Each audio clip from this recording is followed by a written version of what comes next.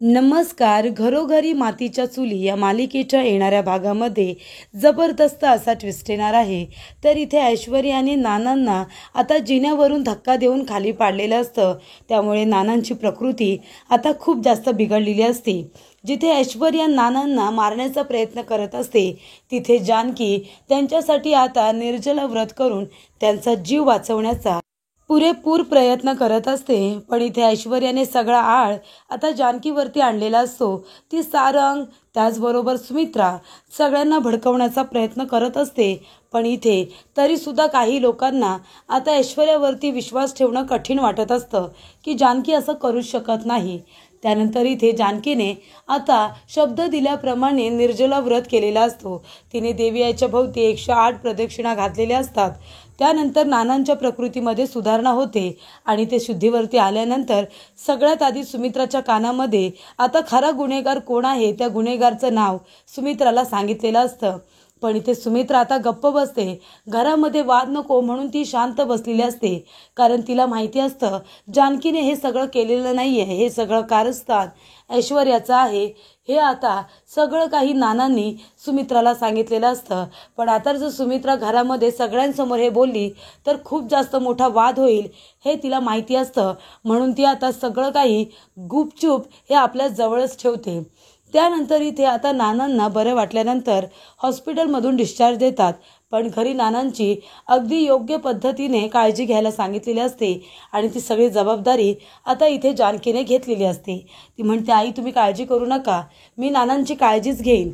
तेव्हा इथे आता सुमित्रासुद्धा काही बोलत नाही, कारण तिला माहिती असतं जानकीने काहीसुद्धा केलेलं नाही आहे. त्यानंतर आता नाना घरी गेल्यानंतर सुद्धा ऐश्वर्या गप्प बसत नाही. कारण सयाजी विखे पाटील यांनी सांगितलेलं असतं जर नाना चांगल्या पद्धतीने शुद्धीवरती आला ना तर ती जानकी सगळं सत्य सगळ्यांना सांगेल. कारण नाना काही लपून ठेवणार नाही, तुझं कारस्थान उघडं करतील. तेव्हा ऐश्वर्या म्हणत असते की तुम्ही डॅड अजिबात काळजी करू नका, नानांना कायमचं वरती पाठवण्याची मी सगळी तयारी केलेली आहे. कारण तिने एका गारुड्याला इथे नाग घेऊन यायला सांगितलेलं असतं.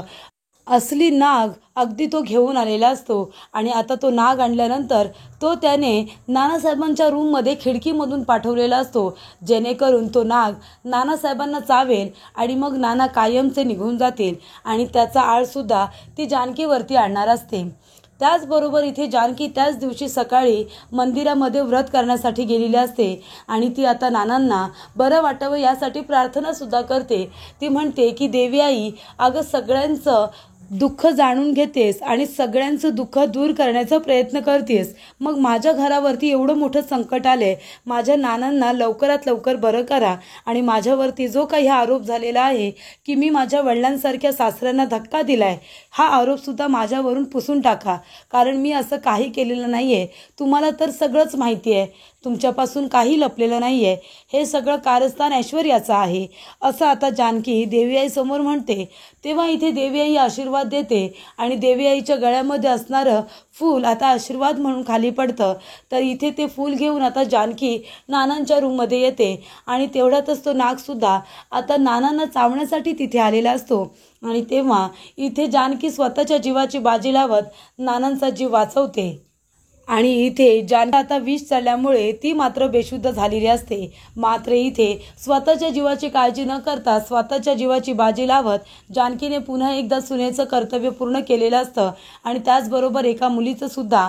आणि तिने आपल्या वडिलांसारख्या सासऱ्यांचा जीव वाचवलेला असतो, ज्यांच्यावरती ती वडिलांसारखं प्रेम करत असते. देवानंतर ती त्यांची आरती करत असते, पूजा करत असते. त्यामुळे इथे आता जानकीने पुन्हा एकदा त्यांचा जीव वाचवून ऐश्वर्याला तोंडावरती पाडलेला असतं. मात्र हे कारस्थान ऐश्वर्याने केले आणि सयाजी विखे पाटीलने केले. आता हे सगळ्यांसमोर येतं.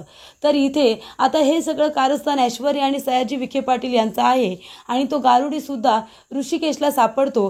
हे सगळं कसं घडून येतं सविस्तरपणे आपण बघूया. जेव्हा इथे ऐश्वर्याने त्या गारुडीला नाग घेऊन बोलावलेलं असतं, तो सुद्धा अस्सल नाग. जर एकदा डंस घेतला तर नानासाहेबांचा जीव गेला असता, असा नाग तिने मागवलेला असतो. आणि तो गारुडी सुद्धा आता मागच्या बाजूने येऊन घेऊन खिडकीतून तो नाग जेव्हा नानासाहेबांच्या रूममध्ये सोडतो आणि त्यानंतर तो तिथून निघून जातो. तिथे ऐश्वर्या आणि सयाजीराव दोघं जण उभे राहिलेले असतात त्याची वाट बघत, कारण त्याला पैसे द्यायचे असतात त्याच्या कामाचे. तो पैसे घेऊन लगेच तिथून निसटून जातो. पण इथे ऐश्वर्या एवढं मोठं कारस्थान करताना एका गोष्टीचा विचार करत नाही आणि ती महत्त्वाची गोष्ट तिच्या डोळ्यासमोरून निघून जाते. तर इथे ऐश्वर्याने ही घोर चूक केलेली असते आणि ती चूक आता CCTV कॅमेऱ्यामध्ये कैद झालेली असते. CCTV फुटेजमध्ये तो गारुडी जो नाग घेऊन आलेला असतो आणि त्याचबरोबर सयाजी विखे पाटील आणि ऐश्वर्या यांच्याकडून पैशाची गड्डी घेऊन जातो. हे सगळं त्यांचं कारस्थान आता CCTV कॅमेऱ्यामध्ये कैद झालेलं असतं. त्यामुळे इथे आता ऐश्वर्याला ही गोष्ट माहिती नसते की मागच्या बाजूला CCTV कॅमेरा आहे म्हणून. तर इथे घरामध्ये कॅमेरे नाही आहेत म्हणून ऐश्वर्या हवे तेवढे कांड करत असते. पण आता देवी याच्या मनामध्ये वेगळंच आलेलं असतं. नियतीने आता ऐश्वर्याला तिच्या गुन्ह्याची शिक्षा देण्याचं ठरवलेलं असतं. त्यामुळे इथे जेव्हा हे कारस्थान चालू असतं नानासाहेबांचा पुन्हा एकदा जीव घेण्याचा, तेव्हा इथे CCTV कॅमेऱ्याने आता सगळं काही आपल्या कॅमेऱ्यामध्ये कैद करून ठेवलेलं असतं. त्यामुळे इथे ऋषिकेशच्या आणि जानकीच्या हातामध्ये आता खूप मोठा पुरावा हा आलेला असतो. पण इथे वाच्यता आधी जानकी काही करत नाही. तर इथे जेव्हा आता नानासाहेबांच्या रूममध्ये एवढा मोठा अस्सल नाग आलेला असतो आणि तो जानकीला चावतो सुद्धा. जानकीला आता हॉस्पिटलला घेऊन गेल्यानंतर तिथे आता इथे सर्पमित्राला बोलवलेलं असतं आणि नानासाहेबांच्या रूममध्ये जिथे कोपऱ्यामध्ये तो साप लपून बसलेला असतो तिथून त्याला काढून आता घेऊन गेलेले असतात. त्यांनी सांगितलेलं असतं की हा विषारी नाग आहे आणि हा रानातून आणलेला आहे. तेव्हा इथे त्याला आता रानातच सोडलं पाहिजे असं सुद्धा सर्पमित्र म्हणतात. तर हे सगळं कारस्थान कुणी बरं केलं असेल, हे सगळं कुणी केलंय? तेव्हा इथे सुमित्रा मनामध्ये घाबरलेली असते. तिला असं वाटतं की आधीसुद्धा हे सगळं कांड ऐश्वर्याने केले आणि आता देखील तिचंच नाव समोर आलं तर मात्र काही खरं नाही. आणि इथे माझ्या नवऱ्याला वारंवार ती मारण्याचा प्रयत्न करते, तिला आता मी काही सोडणार नाही असं सुमित्राने सुद्धा सांगितलेलं असतं.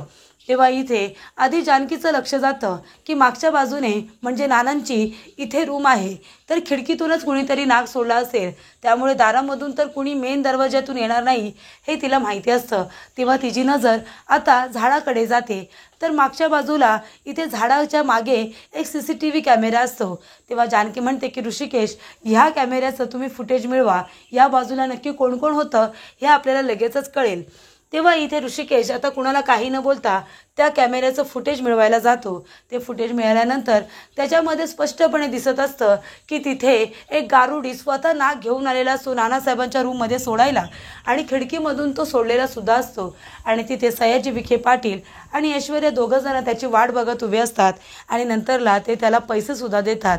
हे सगळं कारस्थान आता फुटेजमध्ये असतं, ते त्याने आपल्या मोबाईलमध्ये घेतलेलं असतं. ती क्लिप त्याने पेनड्राईव्हमध्ये आणलेली असते.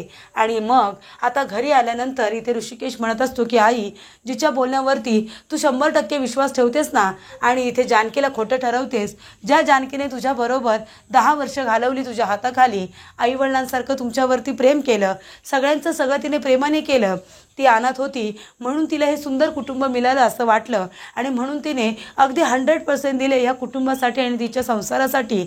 आणि तुम्ही काय केलं? तुम्ही तिच्यावरती अविश्वास दाखवलात. आता ही ऐश्वर्या आली आणि कुठल्या रीतीत आली हे तुला सुद्धा चांगलंच माहिती आहे. ती आपल्या सारंगवरती किती प्रेम करते हे सुद्धा तुमच्यापासून काही लपून नाही आहे. तेव्हा इथे आता ऋषिकेश म्हणत असतो की सारंग बरोबर फक्त गोडगोड बोलते आणि आई तुझ्याजवळ सुद्धा फक्त गोडगोड बोलते आणि तुम्ही लगेच तिच्या बोलण्यावरती विश्वास ठेवता. म्हणजे 10 वर्ष जी जानकी तुझ्याबरोबर राहिली, तुझ्या हाताखाली शिकले, किती चांगली आहे हे तुला सुद्धा चांगलंच माहिती आहे, तरी सुद्धा तू तिच्यावरती अविश्वास दाखवतेस का? तर ती सावत्र आहे म्हणूनच ना. आणि ऐश्वर्यावरती विश्वास ठेवतेस, ती खरंच इतकी चांगली मुलगी आहे असं तुला वाटतं का? तरी इथे आता सुमित्रा गप्पच बसते. तेव्हा इथे ऋषिकेश म्हणत असतो की आई, सावत्रपणाची भावना आमच्या मनात नाही तर ती वारंवार तुझ्या मनात येत असते, कारण ती तुझ्या मनामध्ये बिंबवली जाते, एका मार्गाने नाही तर 2 मार्गाने. तेव्हा इथे आता आजी गप्पच बसते. तर इथे ऐश्वर्याच्या मार्गाने आणि आजीच्या मार्गाने, कारण आजीला सुद्धा ऋषिकेश आणि जानकी त्या घरामध्ये नकोच असतात, कारण तो तिचा सख्खा नातू नाही आहे असं तिचं वारंवार म्हणणं असतं. म्हणून ती त्यांना घरातून काढण्याचा प्रयत्न करत असते, ते मात्र ऐश्वर्याच्या मार्गाने.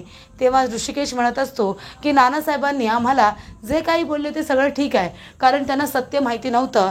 पण जेव्हा जानकीने त्यांना सत्य सांगितलं ते इथे ऐश्वर्याला खडे बोल सुनावत असतात आणि खडे बोल सुनावण्यासाठी तिला खाली बोलावतात आणि तेवढ्यातच तिने नानासाहेबांना धक्का दिला आणि जिन्यावरून खाली सुद्धा पाडलं. त्यानंतर शॉल तिच्या हातामध्ये होती, ती शॉल तिने जानकीच्या हातात दिली.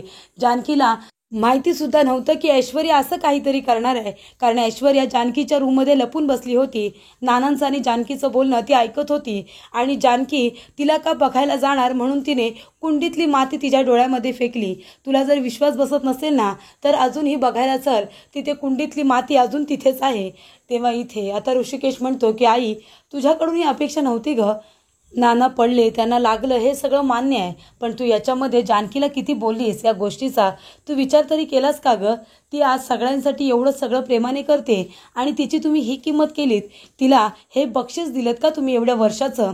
आणि जी ऐश्वर्या आता आली आहे तिने आपल्या सौमित्राबरोबर काय काय केलं हे तुम्हाला चांगलंच माहिती आहे. तिला आपण घरातून बाहेर काढलं होतं, पण सारंगचं तिच्यावरती प्रेम आहे हे कळल्यानंतर आपण तिला मानाने घरी आणलं होतं, पण ती गप्प बसली नाही. ती जानकीला सतत चॅलेंज करत होती की तुमचं घर उद्ध्वस्त करून टाकणार, तुला या घरातून आधी बाहेर काढणार, कारण तिने सौमित्र आणि अवंतिकाचं लग्न लावून दिलं म्हणून. अगं हे सत्य सगळं तुझ्या समोर आहे, तरीसुद्धा हे सगळं नजरेआड करतेस आणि ती ऐश्वर्या जे काही सांगते, आजी जे काही सांगते त्याच्यावरती विश्वास ठेवतेस. पण आता नाही. आता हे ऐश्वर्याने एकदा नाही तर दोनदा नानांना मारण्याचा प्रयत्न केलाय. तुला माहिती आहे आई, नानांच्या रूममध्ये साप कुठून आला? अगं खिडकीमधून आला साप, आणि तो काय आपोआप आलेला नाहीये, तर तो एका गारुडीने स्वतःहून सोडलेला आहे. तेव्हा इथे सुमित्रा म्हणते, ऋषिकेश हे सगळं कसं तुला कळलं? तेव्हा ऋषिकेश म्हणतो, सांगतो ना. आणि आता इथे टीव्हीला जे पेनड्राईव्ह आणलेलं असतं ते ऋषिकेश अटॅच करतो. त्याच्यामध्ये आता सगळं काही अगदी बरोबर आणि चांगल्या रीतीने रेकॉर्ड झालेलं असतं. ते म्हणजे तो गारुडी हातामध्ये आता नाग घेऊन येतो आणि त्याचबरोबर नानांच्या रूमच्या बाहेरून तो आतमध्ये सोडतो. आणि जेव्हा तो पैसे घ्यायला जातो तिथे ऐश्वर्या आणि सयाजी विखे पाटील दोघंजण उभे असतात. तेव्हा इथे ऋषिकेश म्हणतो, आई बघितलंस ना, आता तरी तुला सत्य कळलं असेल आणि खरा गुन्हेगार कोण आहे हे सुद्धा तुझ्या समोर आलं असेल. तेव्हा शर्वरी, सारंग आणि इथे सौमित्र तिघेजणही लाजीरवाण्यासारखे खाली बघत असतात. मात्र इथे शर्वरी आणि सौमित्र यांना विश्वास बसत नसतो की जानकीने हे सगळं केलं असेल, तरी सुद्धा मनामध्ये त्यांच्या गैरसमज निर्माण झालेला असतो. तेव्हा इथे पोलिसांना सुद्धा ऋषिकेश बोलावतो. तो म्हणतो, मी यांना सहजासहजी सोडणार नाहीये. आणि सयाजी विखे पाटील आणि ऐश्वर्या तिथेच असतात. ऐश्वर्या मध्ये मध्ये बोलण्याचा प्रयत्न करत असते, पण ऋषिकेशने तिला आता चांगलं ठणकावलेलं असतं. एक शब्द तरी तोंडातून काढलास ना तर याद राख. तेव्हा इथे आता पोलिसांना बोलवायचं नाव काढल्यानंतर इथे सयाजी आता सगळ्यांच्या पाया पडत असतो. तो म्हणतो की मला माफ करा, पुन्हा माझ्याकडून अशी चूक होणार नाही, माझ्या मुलीकडून अशी चूक होणार नाही. आणि तो गयावया करत असतो. तेव्हा इथे ऐश्वर्याचा मात्र ॲटिट्यूड तोच असतो. घाबरलेली तर असते, कारण आता तोंडावरती पडलेली असते, कारण पुरावेच इथे समोर आणलेले असतात.